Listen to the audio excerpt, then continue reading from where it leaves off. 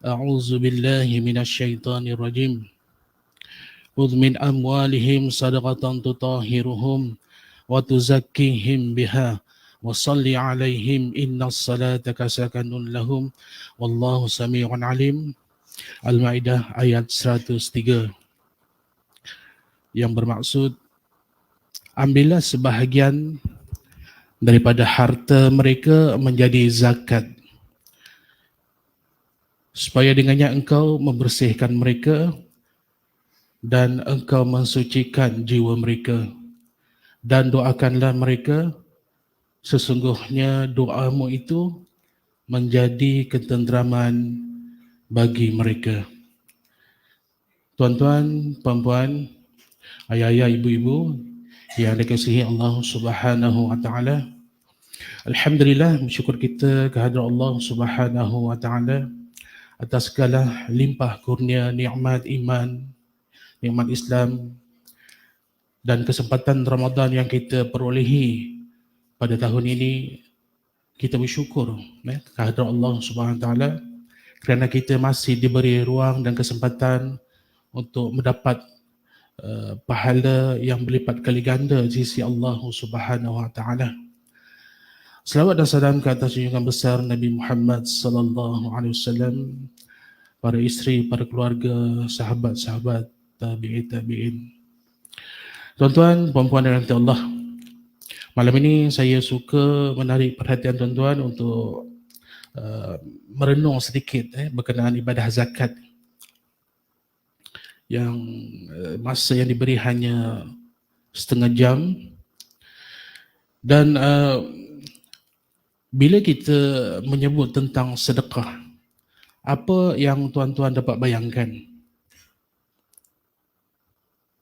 Sedekah ini apa sahaja amalan perbuatan yang terzahir daripada perkataan mulut kita, fizikal kita, yang mendorong ataupun yang cenderung untuk mendapat pahala redha di sisi Allah Subhanahu wa taala.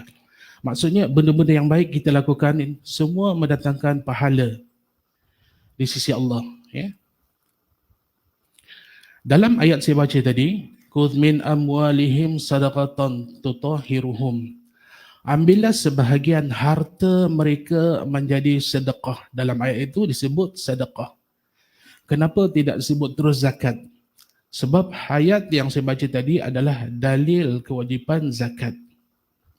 Mana-mana kalau kita pergi dengar ceramah, tausiah dan pelbagai lagi, bila berkait dengan zakat, itulah antara dalil-dalil yang digunakan pakai oleh asatiza dan guru-guru kita, menerangkan tentang zakat itu wajib dikeluarkan terhadap harta yang kita miliki apabila cukup syarat-syaratnya. Cuma saya nak sebut di sini, kenapa disebut sedekah? Sedekah ini, ruang lingkup sedekah ini amat luas tuan-tuan. Apa sahaja, macam saya sebut tadi, apa sahaja amalan perbuatan yang terzahir pada mulut kita, di perbuatan kita, semuanya mendatangkan pahala sedekah. Kalau kita sebut infak, dia duduk dalam ruang lingkup sedekah. Kalau kita sebut wakaf, semua duduk dalam ruang lingkup sedekah. Dan apa sahaja amal-amal kebaikan, dia duduk dalam ruang lingkup sedekah yang mendatangkan pahala yang amat besar di sisi Allah Subhanahu wa taala. Sedekah, kalau boleh saya bahagikan kepada dua, iaitu sedekah wajib dan sedekah sunat. Sedekah wajib itu adalah zakat, Zakat ini apabila cukup syarat dia, rukun dia, wajib. Nak tak nak, kita kena keluarkan zakat atas harta yang kita miliki. Dan jika kalau kita enggan keluarkan zakat, maka harta yang kita miliki itu akan menjadi bahan bakar di akhirat kelak. Zakat ini pula, selain daripada zakat, satu lagi yang saya boleh kategorikan sebagai wajib adalah nafkah. Wajib. Dan pecahan kedua daripada sedekah itu iaitu sedekah sunat. Sedekah sunat ini pula saya boleh bahagikan kepada dua juga, iaitu sedekah ammah ataupun sedekah am, ataupun apa-apa saja perbuatan yang cenderung kepada kebaikan untuk mendapatkan pahala di sisi Allah. Apa-apa je kebaikan, semua mendatangkan pahala. Satu lagi sedekah sunat iaitu sedekatan jariah. Apabila meninggal anak Adam, maka terputuslah segala amalannya, melainkan 3 perkara, iaitu anak soleh yang mendoakannya. Yang kedua, ilmu yang bermanfaat. Ilmu ni pelbagai tuan-tuan. Kalau kita mahir wiring, pendewaian, kita ajar orang lain macam mana nak pasang lampu, itu semua ilmu yang mendatangkan pahala. Anak kita baiki bersikal, anak kita pandai baiki bersikal daripada kita. Mana datang ilmu tu? Daripada kawan-kawan dia. Maka kawan-kawan yang ajar anak kita tu tentang macam mana nak pam tayar, nak tukar tayar, tiup sebagainya itu adalah ilmu yang bermanfaat yang mendatangkan pahala kepada orang yang pertama tadi. Begitu juga cikgu-cikgu, guru-guru, asatizah yang menyampaikan ilmu. Itu ilmu, dimaksudkan ilmu yang bermanfaat. Contohnya kan, kalau anak kita tu baru orang kata sekolah tadika, tak mengenal huruf, hantar dekat taska, taski dan pelbagai lagi. Cikgunya pun ajar A, B, C, alif, bata. Balik rumah dia pun hafal benda tu. Hafal anak itu tadi, pahalanya dapat pada gurunya. Besok apabila dia beramal dengan ilmu itu tadi, dia ajar pula orang lain, maka dia juga dapat pahala dan guru yang pertama juga dia dapat pahala. Itu yang saya maksudkan ilmu yang mendatangkan manfaat. Dan yang ketiga, iaitu sedekatun jariah, iaitu kita berwakaf. Sedekah jariah. Tapi saya nak cerita benda tu panjang cerita, sebab masa diberi setengah jam. Saya nak cerita berkenaan zakat fitrah. Dan kalau sempat saya nak masuk sedikit berkenaan fidyah. Baik, zakat dia duduk dekat sedekah wajib, zakat, dan zakat itu pula terbahagi kepada dua, iaitu zakat mal ataupun zakat harta, satu lagi zakat fitrah ataupun orang kampung panggil zakat badan, berbagai istilah-istilah, tapi itulah dia zakat fitrah. Baik, saya tak nak sebut berkenaan zakat harta sebab banyak tuan-tuan. Dia nisab dia bersandar kepada emas, haul, nisab dan sebagainya. Tapi zakat fitrah ni dia tidak terikat dengan syarat itu tadi. Baik, zakat fitrah dari segi takrifan iaitu zakat fitrah ialah zakat diri yang difardukan ke atas setiap individu lelaki dan perempuan muslim yang berkemampuan dengan syarat-syarat yang ditentukan. Apa syarat zakat fitrah itu? Orang Islam yang wajib mengeluarkan zakat fitrah untuk diri dan keluarga atau tanggungannya ialah, ini syarat zakat fitrah, tuan-tuan. Individu yang mempunyai lebihan makanan atau hartanya dari keperluan tanggungannya pada malam dan pagi hari raya. Maksudnya malam terakhir itu, malam terakhir itu biasanya orang kata wajib, masa yang wajib untuk kita keluarkan zakat. Dan banyaklah orang berpusu-pusu membayar zakat pada saat-saat wajib ataupun saat yang sebelum solat Aidil Fitri. Nanti kita bincang kalau ada masa. Pada malam itu, jika individu itu mampu makan kenyang, maka ada kewajipan untuk dia keluarkan zakat fitrah. Yang kedua, anak yang lahir sebelum matahari jatuh pada akhir bulan Ramadan dan hidup selepas terbenam matahari. Maknanya kalau anak itu lahir pada 1 hingga 28 Ramadan, itu adalah masa sunat orang kata untuk bayar fitrah. Maka boleh kita bayar fitrah untuk anak yang lahir itu, ataupun boleh kita tidak bayar. Sebab wajibnya ketiga malam itu. Tapi kita bayar lah kan. Baik. Sebab waktu wajib. Yang ketiga, memeluk Islam sebelum terbenam matahari pada akhir bulan Ramadan dan berkekalan Islamnya. Maknanya kalau dia masuk Islam 1 Ramadan, wajib tak bayar zakat fitrah? Tidak. Tetapi jadi satu keharusan ataupun sunat untuk dia keluarkan zakat fitrah. Tapi menjadi satu orang kata adat, adat Bila masuk Islam saja, okey, bayar zakat fitrah dalam bulan walaupun 1 Ramadan dan sebagainya. Ya. Tapi di dalam syarat ini disebut memeluk Islam sebelum terbenam matahari pada akhir bulan Ramadan. Maksudnya pada malam terakhir 29 itu. Dan seseorang yang meninggal selepas terbenam matahari pada akhir bulan Ramadan. Terbenam matahari akhir Ramadan. Maknanya kalau dia meninggal pada 2 Ramadan, wajib tak dia bayar zakat fitrah? Tidak.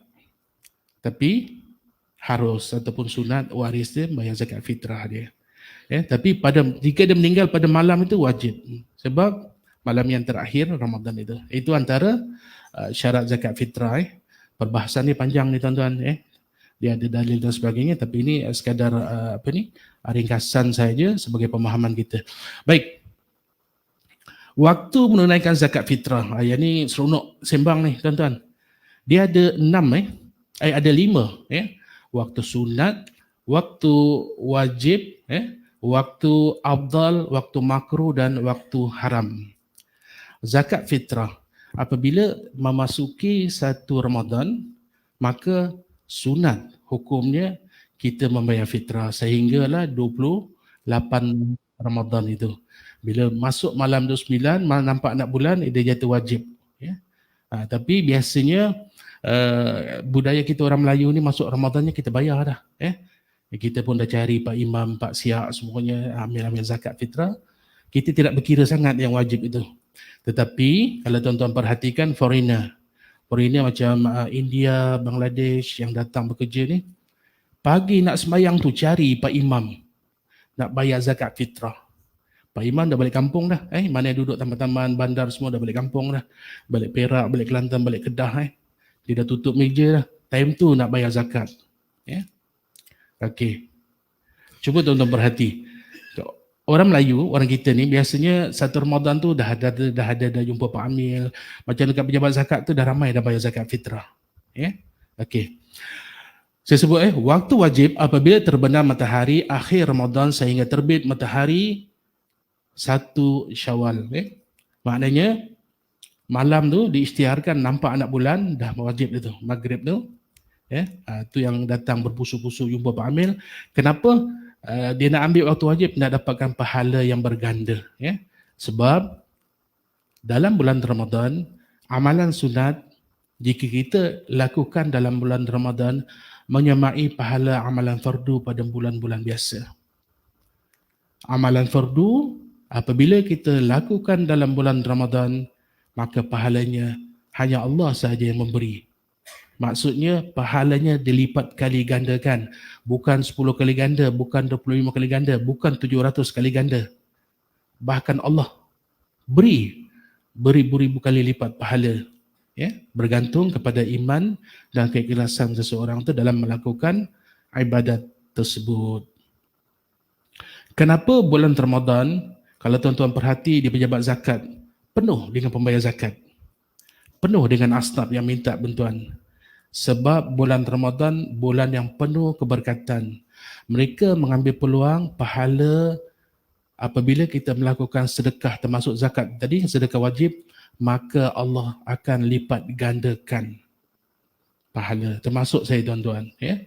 Bulan Ramadan ni lah peluang kita untuk bersedekah, untuk menyantuni fakir miskin, menyantuni anak yatim, bermaaf sesama rakan taulan, banyak baca Quran, berzikir dan sebagainya, yang mana pahala itu bila kita buat bulan biasa, pahalanya biasa-biasa saja.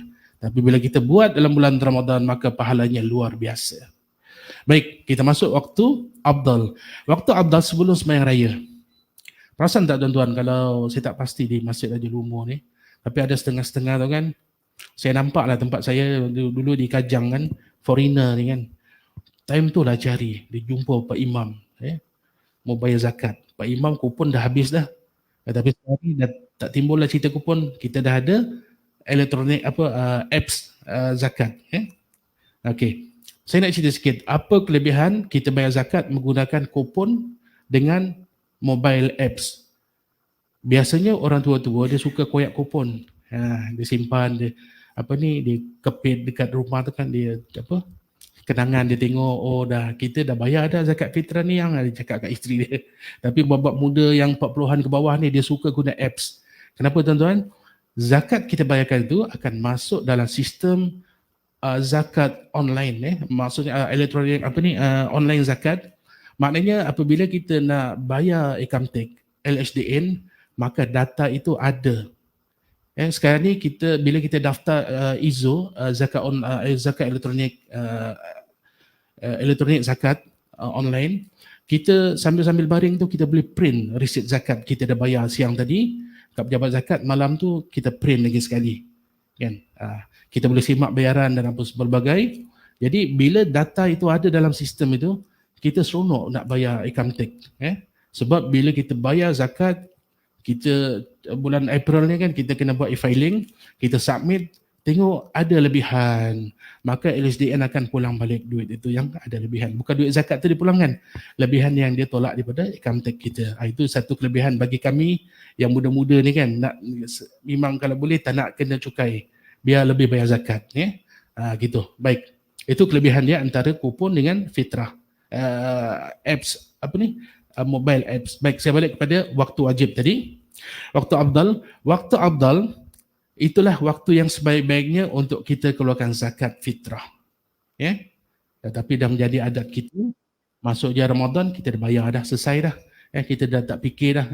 Kita fikir ibadat nak bertakbir pada pagi raya tu dan sebagainya. Tapi ada setengah-setengah kaum, ada setengah-setengah ni insan ni, dia suka ambil peluang waktu wajib malam tadi dan pagi tadi sebelum sembahyang raya.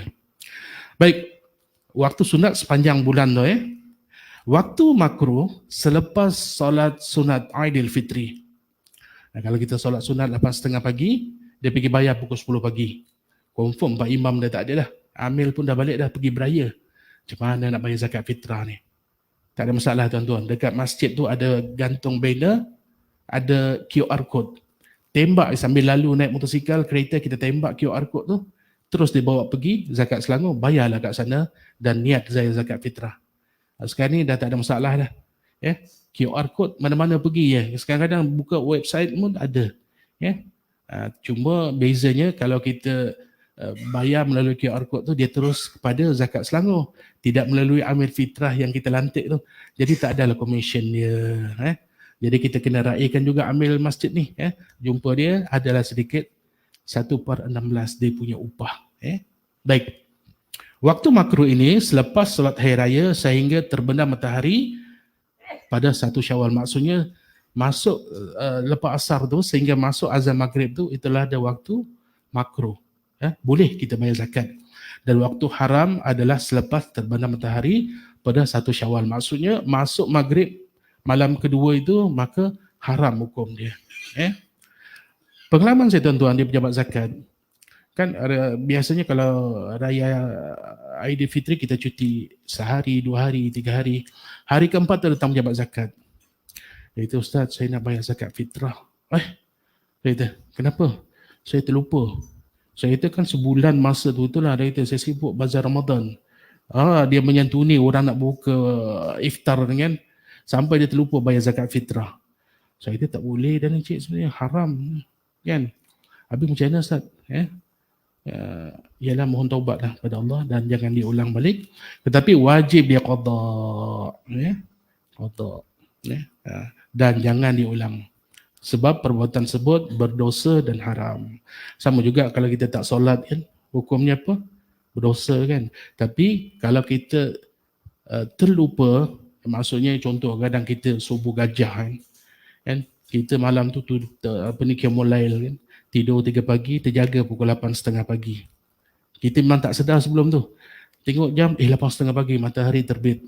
Sepatutnya dah waktu solat duha. Tapi boleh kita terus ambil wuduk sembahyang subuh. Bila teringat, terus kita sembahyang subuh. Sama juga dikiaskan hukum tadi, bila kita terlupa. Tapi kalau kita sengaja menidakkan hukum zakat fitrah itu dia hukum lain pula dan berdosa. Baik tuan-tuan, jangan lupa saya zakat fitrah, ambillah peluang, jangan berebut-rebut masa sunat ni, inilah peluang kita. Sekarang ni baru 3 Ramadan, bayarlah, jumpa pengambil kita, bagi pejabat zakat. Kalau pejabat zakat penuh, datang ke masjid untuk kita bayar zakat fitrah. Dan kalau nak ambil waktu afdal tu, waktu wajib tu, boleh, tapi jangan jumpa Pak Amil tak ada, bayarlah guna apps, ya. Buka zakat online tu kan, buat apa zakat, apa portal zakat tu, lihat dari situ saya bahawa saya dengan ini mengeluarkan zakat fitrah yang wajib ke atas saya pada tahun ini sebanyak RM7, RM14, RM21. Ini nak cerita juga ni, saya terlupa tadi. Okey. Saya ada print tadi kat pejabat saja sebagai info tuan-tuan. Kenapa zakat Selangor kadar zakatnya berbeza? RM7, RM14, RM21. Dan ada juga kawan-kawan jumpa saya dan orang awam, dia kata, Ustaz, saya dah 5 bulan tak jumpa beras super tempatan. Adakah zakat saya RM7, RM14, RM21? Sebab kalau kita tengok ini adalah beras super tempatan, ya. Tapi macam mana Ustaz, kalau nak bayar RM14 saya tak mampu ni, kan? Barang semua mahal. Saya kata begini, kan, tak jumpa tu bukan kita sengaja, kan? Ada sebab-sebab tertentu, maka kita bayarlah RM7. Kita bukan sengaja nak ambil beras super tempatan. Saya pun tuan-tuan, saya tak nak super tempatan tu. Super import ni, beras apa ni, beras super import, beras perang, beras pulut, harboponi, wangi, apa lagi beras ni. Itu antara beras-beras yang harganya mahal dan diimport, bukan beras Skincan, bukan beras daripada Kedah ni. Okey. Nak bayar 14, RM7. 14 pun boleh kalau kita mampu. Nak bayar RM7 pun tak apa. Tapi jangan bayar RM5.5. Tak sah zakat kita. Fatwa ada keluarkan. Bayar kadar ikut makanan asasi kita ataupun minima RM7. Jangan pandai-pandai pergi, saya nak bayar RM3, RM4, tak boleh. Okey. Tak sah zakat kita. Ni nak cerita sikit berkenaan kadar zakat fitrah di seluruh Malaysia. Saya nak sebut KL, wilayah persekutuan, RM7 sama macam Selangor. Yang kedua RM15 dan RM22. Mahal ni lah, tak apa ni, beras basmati, beras Jepun, beras merah dan sebagainya. Selangor pula RM7, RM14, RM21.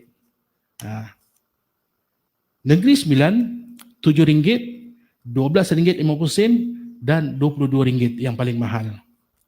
Melaka RM7, RM14 dan RM21. Johor RM7, RM12, RM20. Pahang RM7, RM14, RM21. Terengganu paling mahal. Terengganu RM10. Siapa nak balik kampung Terengganu, nak bayar sana boleh, nak bayar kat Selangor pun tak apa. Selangor RM7, Terengganu RM10. Dia dua saja, 10 dan 22. Kemudian tu Kelantan RM7, RM14, RM21. Perlis RM7 dan RM10. Kedah RM7, RM14.50, RM22. Pulau Pinang RM7, RM14, RM21. Perak RM8. Siapa balik kampung Perak, bayar RM8 satu kepala. Minima, jangan bayar RM7. RM7 mai kat Selangor bayar. Sarawak RM7.50 dan Sabah RM7.50. Ini kadar-kadar zakat fitrah yang di negeri-negeri di Malaysia. Dan kenapa kadar ini tak tetap? Dia bergantung kepada Majlis Fatwa negeri-negeri, bergantung pada kajian yang dibuat oleh Majlis Agama berkenaan harga beras di tempat tersebut.